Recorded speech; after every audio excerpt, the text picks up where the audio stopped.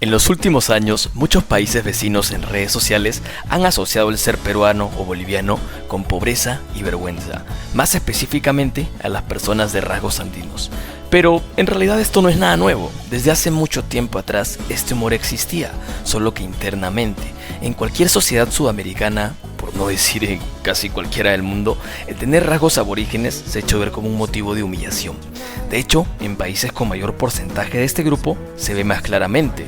Por ejemplo, en México, el país con más cantidad de indígenas, donde frases como hay que mejorar la raza o gente de color humilde están esparcidas en lo más profundo de la mente de las personas. Hoy voy a hacerte entender por qué estas jerarquías no surgen de manera espontánea, sino que fueron construidas minuciosamente a lo largo de siglos por los imperios coloniales. Además, te mostraré cómo no todos los imperios creían en el mismo ideal racial.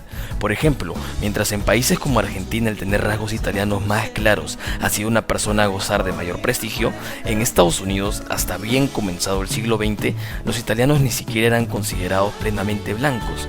De hecho, figuras políticas de alto nivel los describían como una raza inferior. En este video veremos cómo el racismo fue una herramienta súper clave para la construcción de los imperios, cómo logró sobrevivir incluso después del fin del colonialismo y por qué sus efectos siguen tan presentes en las sociedades de hoy.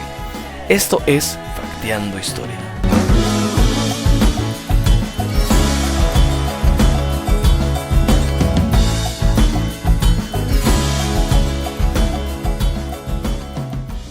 Empecemos con una aclaración necesaria. Muchos creen que el racismo ha existido desde siempre, ya que los seres humanos siempre han dividido el mundo entre nosotros y ellos. Y esto es cierto, pero lo que no existía antes de los imperios modernos era algo mucho más específico. La idea de que ciertas personas eran inferiores por naturaleza, por su sangre, por su rostro, por su origen. A lo que me refiero con esto es que un inca podía despreciar a otro pueblo, un azteca podía someter duramente a otro, pero no necesariamente creían que la biología de esas personas los hacían menos humanos. Esta idea aparece cuando Europa necesita justificar algo sin precedentes: la esclavitud masiva, la expropiación de continentes enteros y la explotación sistemática de millones de personas. Para que esto fuera posible, había que cambiar la lógica moral del mundo. Había que convencer a millones de personas de que no son pobres porque los explotamos, sino que al contrario, los explotamos porque son inferiores. Y así nació el racismo moderno. Pero no nos adelantemos, entremos un poco en el ambiente de la época. Siglo XV. Cristóbal Colón llega por primera vez a América en 1492. Encuentra un continente rico en minerales y lleno de posibilidades comerciales. Todo perfecto, salvo un pequeño detalle: el continente ya está habitado. Pero te pregunto, ¿qué haces cuando llegas al territorio perfecto, pero ya está habitado? Bueno, pues tienes dos opciones. O aceptas que estas nuevas tierras ya tienen miles de años con personas habitándolas y construyendo civilizaciones en ellas, o decides imponer tu voluntad. Claramente, para un imperio solo existe una opción. Pero aquí viene lo interesante: ¿cómo convences a toda tu gente de que vas a sustituir un grupo para a cambio controlar sus riquezas y expandir tu comercio? Bueno, pues nuevamente tienes dos opciones. Una, decirles la verdad. Y dos, decirles lo que lo convenza. Así fue como el Imperio Español, en los años sucesivos, edificó un sistema de castas basado en atributos raciales, poniendo en la cima a que no sabes a quién. Así es, a ellos mismos, los llegados de la península ibérica. En segundo lugar, ¿a quién? A ellos mismos de nuevo, pero los nacidos en el continente americano. En tercer lugar, a los hijos de ellos con un indígena. Y en cuarto lugar, directamente a los indígenas y por último a los africanos. Gracias a este sistema pudieron organizar de manera efectiva y justificada las colonias españolas. El racismo en los territorios conquistados por España fue un racismo de aspiración. La blanquitud debía aspirarse. Tu color de piel y tu origen étnico determinaban tu acceso a derechos y a poder. Ahora, veamos por otro lado, la colonización en América del Norte. Los ingleses llegan con planes de establecerse en familia. Deseaban crear un New World que superara al Old World. Los colonos puritanos en Nueva Inglaterra construyeron comunidades con mayor igualdad interna entre blancos y una fuerte organización comunitaria basada en valores protestantes. Con la llegada de los esclavos africanos, se les puso a trabajar en plantaciones brutales de tabaco, algodón y azúcar, También se les vendían a pequeños propietarios que trabajaban sus propias tierras. No hubo una política de mestizaje como en España, ni de convivencia con los nativos. Estos fueron directamente segregados, desplazados o aniquilados. En la colonia inglesa no hubo un racismo de aspiración. No existía un sistema de castas, lo que hubo fue un racismo de segregación. Se dividió todo en razas. De hecho, hasta 1969 era así legalmente. La blanquitud no debía aspirarse, debía protegerse. Su racismo fue binario, blanco versus negro. Se legalizó el racismo con la esclavitud y luego con las Jim Crow Laws. Ahora bien, ¿qué impacto tuvo que en Latinoamérica tuviéramos racismo de aspiración mientras que en Estados Unidos tuvieron de separación? Pues todo. En nuestros países, la jerarquía impuesta con el paso de los años se naturalizó en la mente de las personas. Debían aspirar a casarse con blancos para eventualmente tener una generación blanca, debían comportarse como blancos porque era lo ideal y así accedían a derechos y poder.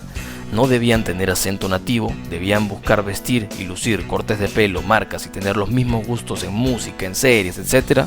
que los blancos. Mientras que en Estados Unidos, la comunidad afroamericana, al estar completamente segregada y dejada de lado, creó desde cero su propio sistema paralelo donde se fueron desarrollando correspondientemente a las necesidades de su grupo y sus circunstancias.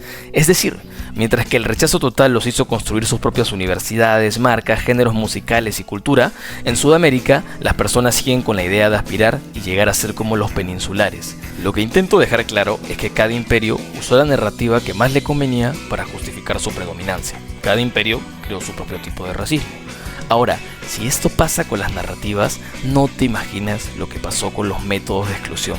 Es aquí donde las condiciones materiales preponderan sobre las fantasías. Veamos dos ejemplos clarísimos. El primero es Brasil. Cuando Portugal inicia el proceso de colonización, las condiciones eran muy distintas a las de otros imperios. El número de lusos era mucho menor que la de sus pares, lo que los obligó a buscar una manera de establecerse y seguir sumando. Es aquí donde la narrativa se adapta a la condición material. ¿Falta gente? Pues bueno, entonces que se considere que los indígenas y africanos pueden tener hijos con nosotros. La falta de gente en Brasil hizo el imperio portugués flexibilizarse en este aspecto, y es por eso que hoy en día un importante porcentaje de brasileños son los que se llama pardos o trirraciales, es decir, poseen ascendencia africana, europea e indígena.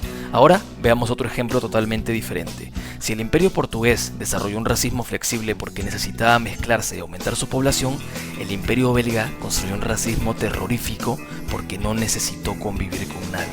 Cuando Leopoldo II convirtió el Estado Libre del Congo en su propiedad privada a finales del siglo XIX, no tenía para nada intención de crear una sociedad, sino de explotar una mina gigantesca. El Congo no fue una colonia normal, era la finca personal del rey. El objetivo era muy simple: extraer caucho y marfil al máximo costo humano posible. Para lograrlo, se impulsó un sistema de cuotas imposibles. Cuando los pueblos no cumplían, venían los castigos: azotes, secuestros, ejecuciones y mutilaciones. Las manos cortadas se volvieron una prueba administrativa.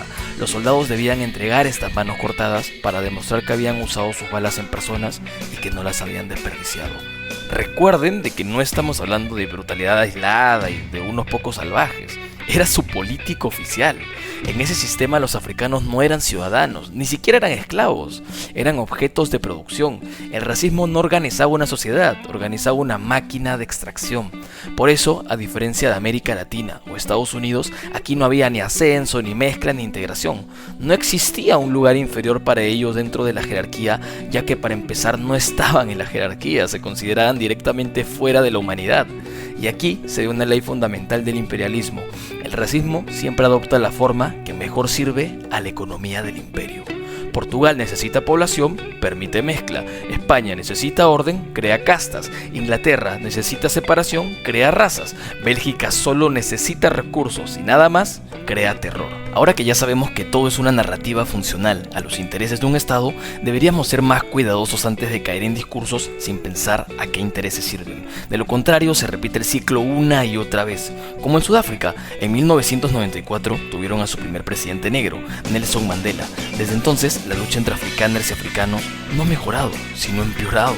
Hoy el racismo es inverso. Africanos ven negativamente a los europeos y los segregan por ser blancos.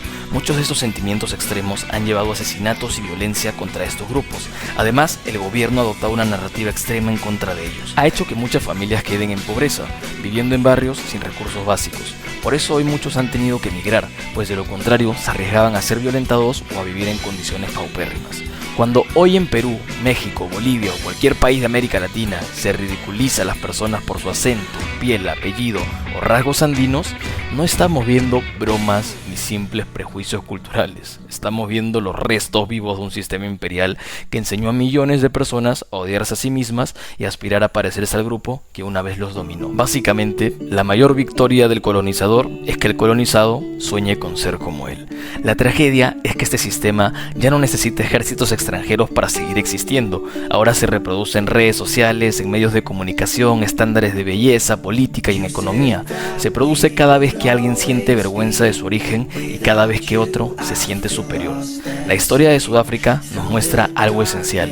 Cuando una sociedad no rompe la lógica racial, solo cambia quién está arriba y quién está abajo con el tiempo. El resentimiento se hereda, la violencia se recicla y el país se fragmenta. ¿Y tú? ¿Qué piensas al respecto? ¿Crees que hay maneras de cambiar esto o somos por naturaleza de este modo? Déjame tus comentarios. Gracias por acompañarme. Esto fue Facteando Historia.